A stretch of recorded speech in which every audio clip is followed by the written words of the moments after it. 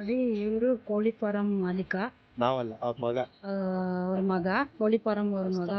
ಮರಿಗಳು ಮಾಡೋದಕ್ಕೆ ಹುಟ್ಟಿ ರೆಡಿ ಇದೆ, ಎಲ್ಲ ರೆಡಿ ಮಾಡಿದೀವಿ.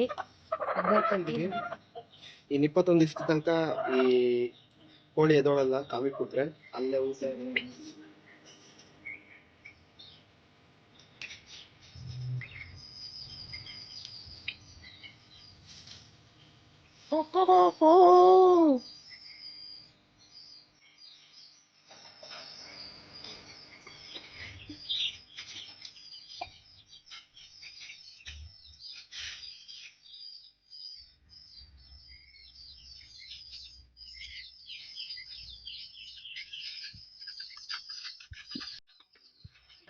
ನಮ್ಮೂರ ಮಂದಾರ ಯೂಟ್ಯೂಬ್ ಚಾನಲ್ಗೆ ತಮ್ಮೆಲ್ಲರಿಗೂ ಮತ್ತೊಮ್ಮೆ ಸ್ವಾಗತ. ನಾವು ಇವತ್ತು ನಿಮಗೆ ಮತ್ತೊಂದು ಕನ್ಸ್ಟ್ರಕ್ಷನ್ ಜೊತೆ ಬಂದಿದ್ದೀವಿ. ನಾವು ಇವತ್ತು ಕನ್ಸ್ಟ್ರಕ್ಷನ್ ನಿಮಗೆ ತೋರಿಸ್ತಾ ಇರೋದು ಬಂದ್ಬಿಟ್ಟು ಕೋಳಿಗಳನ್ನ ಮತ್ತು ಈ ಮೇಕೆನೆಲ್ಲ ಒಂದು ಸಾಗಾಣಿಕೆ ಮಾಡೋದಕ್ಕೆ ಟೆಂಪ್ರವರಿ ಮಟ್ಟದಲ್ಲಿ ಕಮ್ಮಿ ಬಜೆಟಲ್ಲಿ ಒಂದು ಶೆಡ್ನ ನಿರ್ಮಾಣ ಮಾಡ್ತಾ ಇದ್ದೀವಿ. ಅದನ್ನ ಯಾವ ರೀತಿ ಮಾಡೋದು ಅನ್ನೋದ್ರ ಬಗ್ಗೆ ನಾನು ನಿಮಗೆ ಮಾಹಿತಿ ಕೊಡ್ತೀನಿ, ಬನ್ನಿ.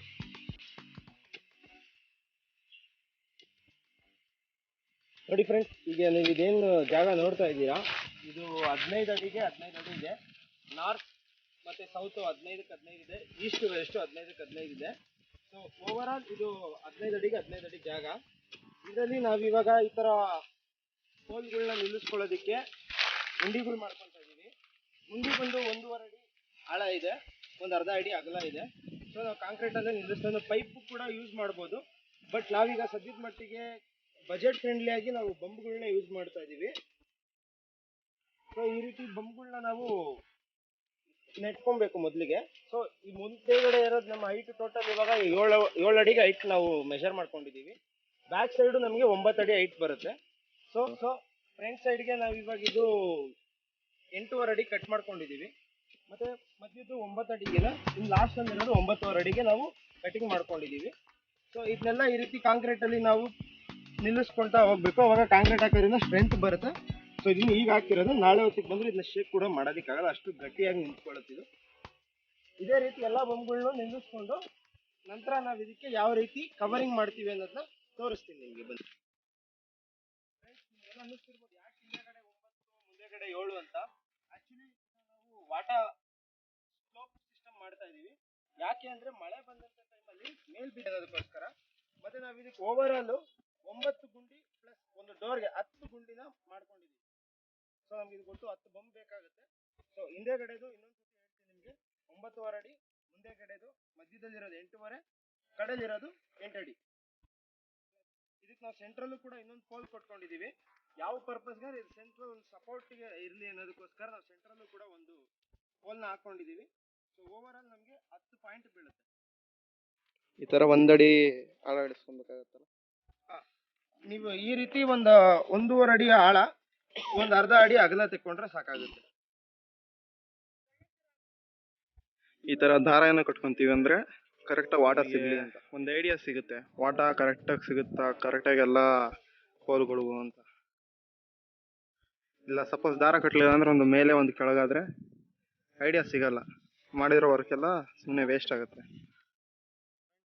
ಫೈನಲಿ ಈ ಮಟ್ಟಿಗೆ ರೆಡಿ ಆಗಿದೆ. ಇವಾಗ ನಾವು ಇದಕ್ಕೆ ಇವ್ರು ಹೇಳ್ದಂಗೆ ಈಗ ದಾರಾನ ಏನು ಕಟ್ಕೊಂಡಿದ್ದೀವಿ ಅಂತಂದರೆ, ವಾಟ ಮತ್ತು ಲೆವೆಲ್ ನೋಡ್ಕೊಳ್ಳೋದಕ್ಕೆ ನಾವು ಈ ಥರ ದಾರ ಕಟ್ಕೊಂಡಿದ್ದೀವಿ. ಮತ್ತು ಬಂಬುಗಳಿಗೆ ಈ ಥರ 4 ಮೂಲೆಯಲ್ಲಿ 4 ಬಳೆಗಳು ಹೊಡ್ಕೊಂಡಿದ್ದೀವಿ. ಮೇಲ್ಗಡೆ 2, ಸೈಡಲ್ಲಿ 2. ಅದು ನೆಕ್ಸ್ಟ್ ಶೀಟಾಗಿ ಕಟ್ಟೋದಕ್ಕೆ ಮತ್ತು ಅಡ್ಡ ಹಾಕೊಳ್ಳೋವಂಥ ಒಂದು ದೆಬ್ಬೆಗಳನ್ನ ಕಟ್ಕೊಳ್ಳೋದಕ್ಕೆ ಈ ರೀತಿ ಮಳೆಗಳನ್ನ ನಾವು ಹೊಡ್ಕೊಂಡು ಇಟ್ಕೊಂಡಿದ್ದೀವಿ ಫಸ್ಟಿಂದಲೇ. ಮತ್ತು ನಾವೀಗ ಈ ರೀತಿ ಆಲೋ ಬ್ಲಾಕಲ್ಲಿ ಸುತ್ತ 2 ಕೋರ್ಸು ಇಟ್ಕೆನಲ್ಲಿ ಕಟ್ಟಬೇಕು ಅಂತ ಮಾಡ್ಕೊತಾ ಇದ್ದೀವಿ. ಈಗ ಏನಕ್ಕೋಸ್ಕರ ಅಂದರೆ, ಸಪೋಸ್ ಮಳೆ ಏನಾದರೂ ಬಂದರೂ ಕೂಡ ನೀರು ಒಳಗೆ ಬರ್ದಂಗಿರಲಿ ಅನ್ನೋ ಉದ್ದೇಶಕ್ಕೆ. ಪ್ಲಸ್ ಸ್ವಲ್ಪ ಒಂದು ಹೈಟ್ ಇದ್ರೂ ಕೂಡ ಅದು ನಾವೀಗೇನೆ ಒಂದು ಮೆಸ್ ವರ್ಕ್ ಮಾಡೋದಾಗಲಿ, ಇಲ್ಲ ಒಂದು ಈ ಹಾಕಿದ್ರೆ ಅದು ನೆಲದಲ್ಲಿ ಗೆದ್ಲತ್ತಲ್ಲ, ಅದು ನಾವು ಇಟ್ಕೆ ಮೇಲೇ ಕೊಂಡಿಸ್ಕೋಬೋದು. ಆ ಉದ್ದೇಶಕ್ಕೋಸ್ಕರ ನಾವು 2 ಕೋರ್ಸ್ ಇಟ್ಕೆನ ಕಟ್ಕೋತಾ ಇದ್ದೀವಿ ಈ ಥರ. ಕಟ್ಟಿದ್ಮೇಲೆ ನೀವು ಒಂದು ಏನಕ್ಕೆ ಪೂಜೆ ಮಾಡ್ತಾರ ನೀವು ಇವಾಗ ಹೇಳಿ, ಎಕ್ಸ್ಪ್ಲೇನ್ ಮಾಡಿ ಸ್ವಲ್ಪ. ಹೊಸದಾಗಿ ಫಾರ್ಮ್ ಶುರು ಮಾಡಿದ್ದಾರೆ, ಕೋಳಿ ಫಾರ್ಮ್. ಅದಕ್ಕೆ ಬೆಳೀಲಿ ಚೆನ್ನಾಗಾಗ್ಲಿ ದೇವ್ರ್ ದಯೆ ಇರ್ಬೇಕಲ್ವಾ ಎಲ್ಲದಕ್ಕೂ. ಹ್ಞೂ ಯಾವ ವಿಘ್ನನೂ ಬರ್ಬಾರ್ದು, ಚೆನ್ನಾಗ್ ಕೋಳಿಗಳು ಬೆಳಿಬೇಕು.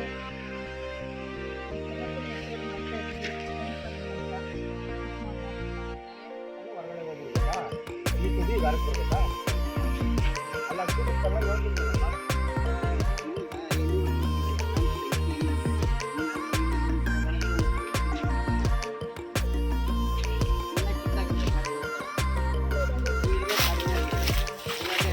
ಚೆನ್ನಾಗಿ ಬೆಳಿತೀವಿ ಕೋಳಿ ಫಾರ್ಮ್.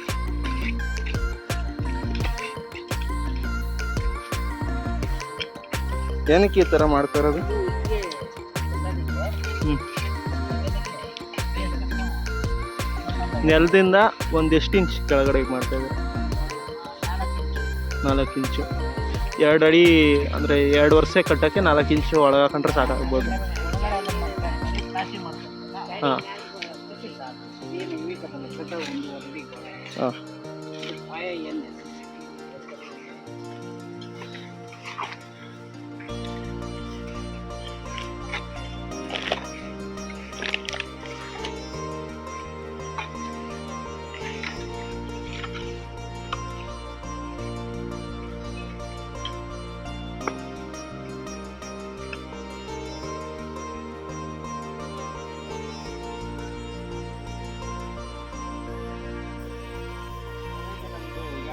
ಬೇಸ್ ವರ್ಕ್ ಕೊಟ್ಟಿದೆ.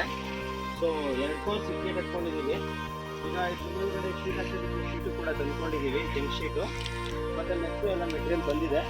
ಈಗ ಬೇಸ್ ವರ್ಕ್ ಕಂಪ್ಲೀಟ್ ಆಗಿದೆ. ಈಗ ಟಾಪ್ ವರ್ಕ್ನ ನಿಮಗೆ ತೋರಿಸ್ತೀನಿ. ಇದು ಹೊಸ್ಲಾ? ಹಾಂ, ಇದು ನಮ್ಮದು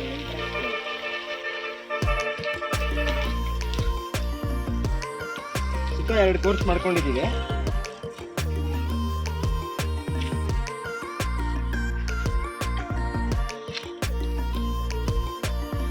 ಆಮೇಲೆ ಇನ್ನೊಂದು ಈ ಥರ ಕಟ್ಕೊಂಡ್ಮೇಲೆ ಒಂದಿನ ಕ್ಯೂರಿಂಗ್ ಮಾಡಬೇಕಾಗುತ್ತೆ. ಚೆನ್ನಾಗಿ ಅದಕ್ಕೆ ನೀರು ಹಾಕ್ಬೇಕಾಗುತ್ತೆ, ಸ್ಟ್ರಾಂಗ್ ಬರಲಿ ಅನ್ನೋದಕ್ಕೋಸ್ಕರ. ಓಕೆ, ಇವಾಗ ಇದ್ರ ಮೇಲ್ಗಡೆ ಈಗ ಇದಕ್ಕೆ ಟಾಪ್ ವರ್ಕ್ನ ಮಾಡಿ ನಿಮಗೆ ಮೆಟೀರಿಯಲ್ ಎಲ್ಲ ಬಂದಿದೆ. ಶೀಟು, ತೆಪ್ಪೆ, ಮೆಸ್ಸು, ಗಳಗಳು ಎಲ್ಲ ತಂದ್ಕೊಂಡು ಇಟ್ಕೊಂಡಿದ್ದೀವಿ. ಈಗ ಟಾಪ್ ವರ್ಕ್ ಮಾಡಿ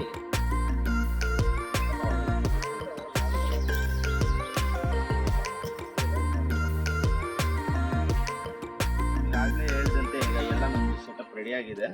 ಸೊ 2 ಕೋರ್ಸ್ ಆಗಿತ್ತು, ಮತ್ತು ಗಳಗಳೆಲ್ಲ ನಿಲ್ಸ್ಕೊಂಡಿದ್ವಿ. ನಾವು ಮೇಲ್ಗಡೆಗೆ ನಮ್ಮ ಹತ್ರ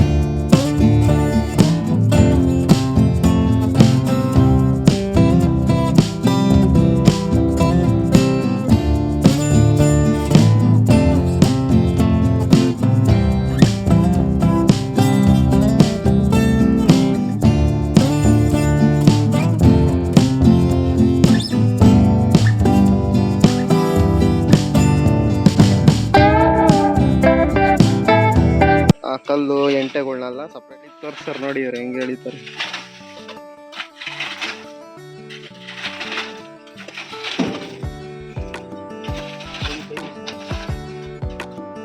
ಅದು ಶೀಟ್ ಎಲ್ಲ ರೆಡಿ ಆಗಿತ್ತಲ್ಲ. ನೆಕ್ಸ್ಟು ಈಗ ಮೆಸ್ ಕಟ್ಕೊತಾ ಇದ್ದೀವಿ. ಇದು 3 ಫೀಟ್ ಮೆಸ್ ಕಾಣಿಸಲ್ಲ, ತೋರಿಸ್ತೀನಿ ನೋಡಿ. ಇದು ಕಾಂಕ್ರೀಟ್ ಮೆಸ್ ಅಂತ.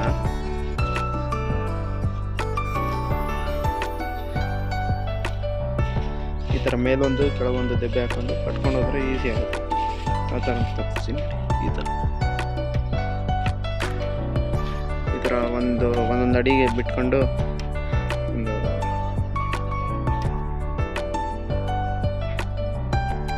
ವೈಂಡಿಂಗ್ ವೈರ್ ಬರ್ತಾವಲ್ಲ ಅದನ್ನು ತೊಗೊಂಡು ಕಟ್ಕೊಂಡು ಹೋದ್ರೆ ಆಗುತ್ತೆ.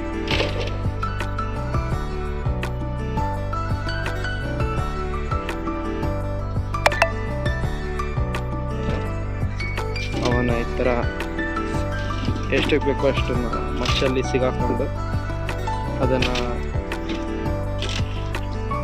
ಸೆಂಟ್ರಲ್ಲೆಲ್ಲ ಕ್ಲೀನ್ ಮಾಡ್ಕೊಳ್ತಾರೆ. ಅದನ್ನು ತೋರಿಸಿ ನೋಡಿ. ಈ ಥರ ಸಿಗಾಕೊಂತಾರೆ. ಈ ಥರ ಕ್ಲೀನ್ ಮಾಡ್ಕೊಬೇಕು. ಇದಂತೆ ಸಿಬ್ರೆ ಇರ್ಕೊಂಡ್ಬಿಡುತ್ತೆ.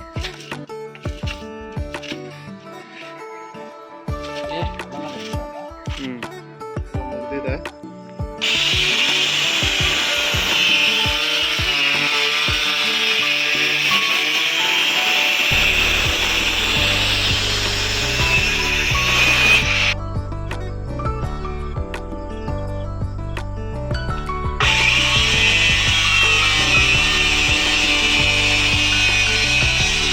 ಆಗ್ಲೂ ತಯಾರಿಸ್ತಾ ಇದ್ದಾರೆ.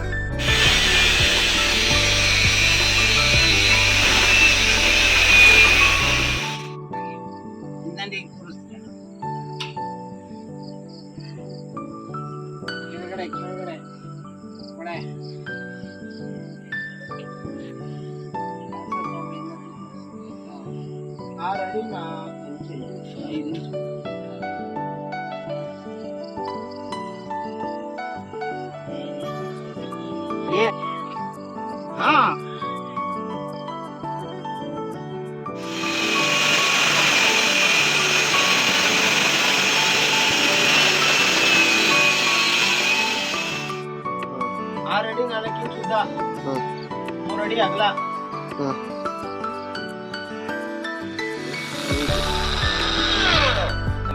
ಏನ್ ಡೋರ್ ನೋಡ್ತಾ ಇದ್ದೀವಿ, ಇದನ್ನ ಆಕ್ಚುಲಿ ನಾವು ಮೆಟಲ್ ಶೀಟ್ ಮಾಡೋಣ ಅಂತ ಅನ್ಕೊಂಡ್ವಿ. ಬಟ್ ಇದನ್ನು ಟ್ರಾನ್ಸ್ಪರೆಂಟ್ ಆಗಿ ಕಾಣೋ ರೀತಿ ಇರಲಿ ಅಂತ ಜನರಲ್ ಹಿಡಿಯೋ ಮೆಶ್ ನಾವು ಯೂಸ್ ಮಾಡಿದ್ದೀವಿ. ಇದು ಮೆಸ್ ಬಂದ್ಬಿಟ್ಟು 1 ಮೀಟ್ರಿಗೆ 160 ರೂಪಾಯಿ ಇದೆ ರೇಟು. ಸೊ ಆಮೇಲೆ ನಾವು ಇದಕ್ಕೆ ಎಲ್ ಕ್ಲ್ಯಾಂಪ್ಗಳನ್ನ ಯೂಸ್ ಮಾಡ್ಕೊಂಡಿದ್ದೀವಿ ಅಟ್ಯಾಚ್ಮೆಂಟ್ಸ್ಗೆ. ಮತ್ತು 6 ಅಡಿ 3 ಇಂಚಿಗೆ ಸೈಡು ಕಂಬ ಮಾಡ್ಕೊಂಡಿದ್ದೀವಿ 2. ಮತ್ತು ಇದಕ್ಕೆ ಡೋರ್ ಸಿಸ್ಟಮ್ಗೆ ಈ ರೀತಿ ಒಂದು ಕ್ಲ್ಯಾಂಪ್ ಸಿಸ್ಟಮ್ನ ಯೂಸ್ ಮಾಡ್ಕೊಂಡಿದ್ದೀವಿ. Over all door settings fittings ಎಲ್ಲ ಸೇರಿಸಿ ನಮಗೆ ಅದರದಿಂದ 1,000 ರೂಪಾಯಿ ಖರ್ಚಾಗಿದೆ.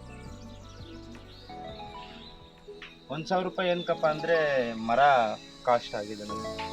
ಮರ ಮೆಸ್ಸು 340 ರೂಪೀಸ್ ಆಗಿದೆ. 340 ರೂಪೀಸ್ ಆಗಿದೆ.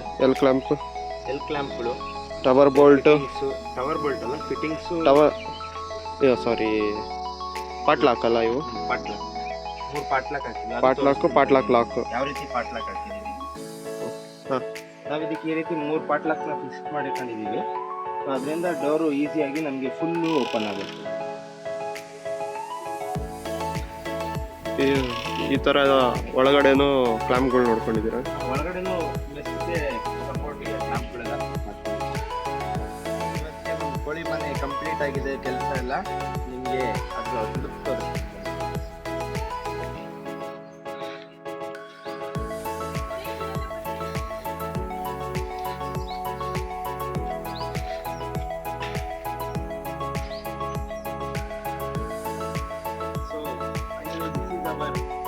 ಲೋ ಬಜೆಟ್ ಫ್ರೆಂಡ್ಲಿ ಕೋಳಿ ಮನೆ. ಕೋಳಿ ಮನೆ ಅಂದರೆ ಬೆಂಗಳೂರಲ್ಲಿರೋ ನಾನ್ ವೆಜ್ ಕೋಳಿ ಮನೆ ಅಲ್ಲ, ಇದು ಕೋಳಿ ಸಾಕೋದಕ್ಕೆ.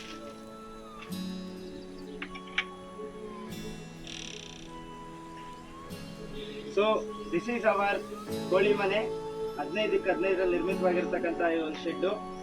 ಕೋಳಿಗಳಿಗೂ ಕೂಡ ಸ್ವತಂತ್ರವಾಗಿ ಆರಾಮಾಗಿ ಓಡಾಡ್ಕೊಂಡು ಇರ್ಬೋದು. ಇದ್ರೊಳಗೆ ನಾವೀಗ ಕನಿಷ್ಠ ಪಕ್ಷ ಒಂದು 20ರಿಂದ ಒಂದು 30 ಕೋಳಿವರೆಗೂ ನಾವು ಸಾಕೋಣ ಅಂತ ಒಂದು ಪ್ಲಾನಿಂಗ್ ಮಾಡ್ಕೊಂಡಿದ್ದೀವಿ. ಪ್ಲಸ್ ಇದು ಅಲ್ಲಿಗೆ ಎಲ್ಲ ಬಂದು ಅವಕ್ಕೆ ಕೂತ್ಕೊಳ್ಳೋದಕ್ಕೆ ಅನ್ನೋ ಉದ್ದೇಶಕ್ಕೆ ಮಾಡಿರೋದು, ಮೇಲ್ಗಡೆ ಅದಕ್ಕೆ ಕೂತ್ಕೊಳ್ಳೋದಕ್ಕೆ. ಮತ್ತೆ ಇನ್ನು ಮೊಟ್ಟೆ ಇಡೋಂಥ ಒಂದು ಪರಿಸ್ಥಿತಿ ಮತ್ತೆ ಮರಿ ಮಾಡೋದಕ್ಕೆ ಅಂತ ಹೇಳಿ ಒಂದು ಬುಟ್ಟಿ ಮಾಡಬೇಕು. ಆ ಬುಟ್ಟಿನೂ ಮಾಡಿದಾಗ ಅದನ್ನು ಕೂಡ ನಿಮ್ಗೆ ನಾನು ತೋರಿಸ್ಕೊಡ್ತೀನಿ. ಸೊ ಕೋಳಿಗಳು ಓಡಾಡೋದಕ್ಕೆ ಕೂತ್ಕೊಳ್ಳೋದಕ್ಕೆ ಮತ್ತೆ ವಿಶಾಲವಾದಂಥ ಜಾಗ ಇದೆ. ಜಾಗನೂ ಕೂಡ ನೀಟಾಗಿದೆ. ಸೊ ಇದ್ರ ಮೇಲೆ ಸ್ವಲ್ಪ ನಾವು ಬಜೆಟ್ ನಮಗೆ 20,000 ಕಾಸ್ಟ್ ಆಗಿದೆ. ಅದು ಯಾವ ರೀತಿ ಏನೇನು ಖರ್ಚಾಗಿದೆ ಅಂತ ನಿಮಗೆ ನಾನು ಲಿಂಕ್ ಮಾಡ್ತೀನಿ. ಮತ್ತೆ ಇದನ್ನ ನೀವು ಕೂಡ ಈ ರೀತಿ ಫ್ರೆಂಡ್ಲಿ ಶೆಡ್ನ ಮಾಡ್ಕೋಬೋದು. ಮಾಡಿ ಕೋಳಿಗಳನ್ನ ಸಾಕಿ ಮೇಕೆ ಸಾಕ್ಬೋದು. ಇದರಲ್ಲಿ ಬೇಕಾದ್ರೆ ಏನಾದರೂ ಹಸುನು ಕೂಡ ಸಾಕಂತದ್ದು ಮಾಡ್ಕೋಬೋದು. ಬಟ್ ಯಾವಾಗ ನಾವು ಈ ಮೆಸ್ ಹೊಡೆಯೋ ಬದಲು ಸ್ವಲ್ಪ ಬೇರೆ ಇನ್ನೂ ಸ್ಟ್ರೆಂತ್ ಇರೋ ಮೆಸ್ಗಳು ಬರುತ್ತೆ, ಆ ಮೆಸ್ಗಳನ್ನ ನಾವು ಯೂಸ್ ಮಾಡ್ಕೋಬೇಕಾಗುತ್ತೆ. ಈಗ ಇದು ಮಲ್ಟಿಪರ್ಪಸ್ ಶೆಡ್ ಕೂಡ ನಮ್ಗೆ ಆಗಿದೆ. ನೋಡೋಣ ಮುಂದಿನ ದಿನಗಳಲ್ಲಿ ಯಾವ ರೀತಿ ನಮ್ಮ ಕೋಳಿ ಇವತ್ತಿನ ಕಾಲದಲ್ಲಿ ನಾವು ವಿಲೇಜ್ ಕಡೆ ಬಂದ ಕೆಲಸಗಳನ್ನ ಮಾಡೋದ್ರ ಕಡೆ ತೋರಿಸ್ಬೇಕಾಗಿತ್ತು. ಎಲ್ಲ ರೈತರಿಗೂ ನಾನು ಕೇಳ್ಕೊತೀನಿ.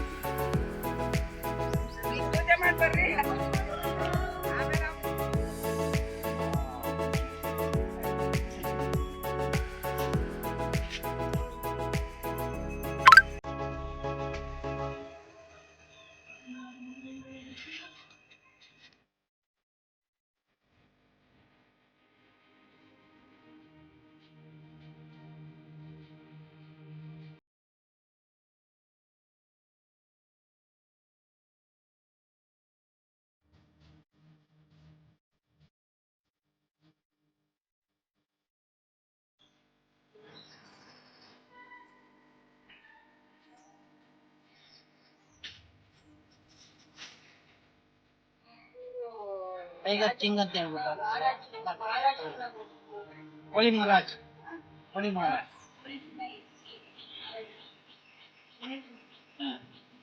ಒಳಗಡೆ ಹೋಗ್ಬಿಡಿ. ಒಳಗಡೆ ಒಂದು ರೆಡಿ ಆಗಿ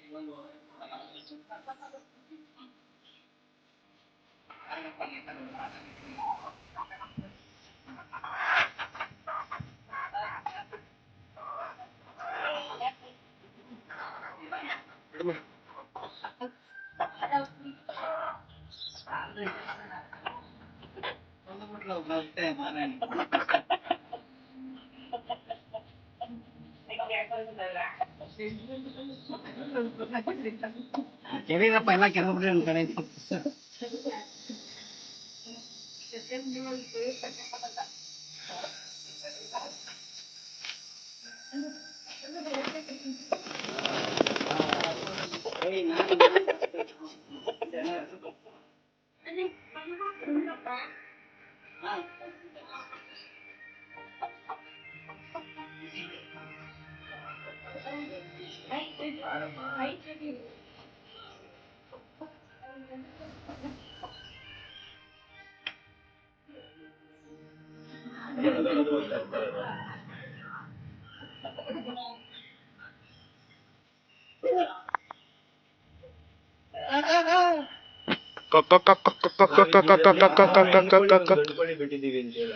ಇದರಲ್ಲಿ ಒಂದು ಹುಂಜ 3 ಯಾಟೆ ಇದೆ. ಯಾವ ತಳಿ ಇದು? ದೇಸಿ ತಳಿ, ನಾಟಿ.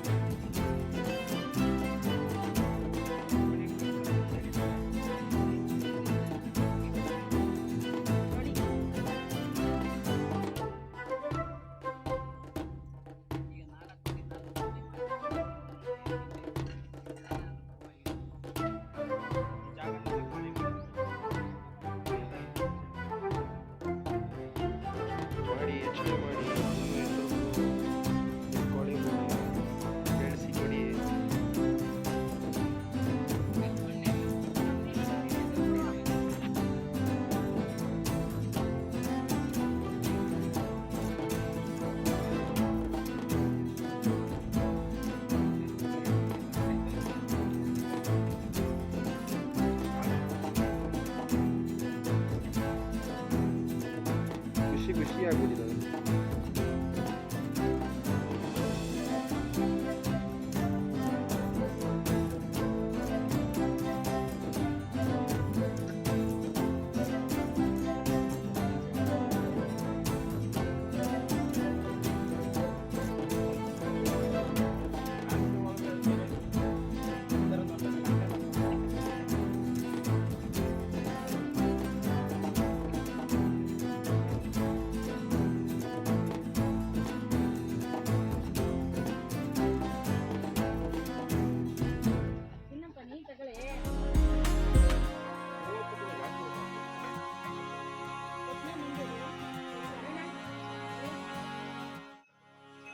ಮಾಹಿತಿಗಳಿಗೋಸ್ಕರ ಮತ್ತು ವಿಡಿಯೋಗಳಿಗೋಸ್ಕರ ನಮ್ಮೂರ ಮಂದಾರ ಯೂಟ್ಯೂಬ್ ಚಾನಲ್ನ ಲೈಕ್ ಮಾಡಿ, ಕಮೆಂಟ್ ಮಾಡಿ ಮತ್ತು ಸಬ್ಸ್ಕ್ರೈಬ್ ಮಾಡ್ಕೊಳ್ಳಿ.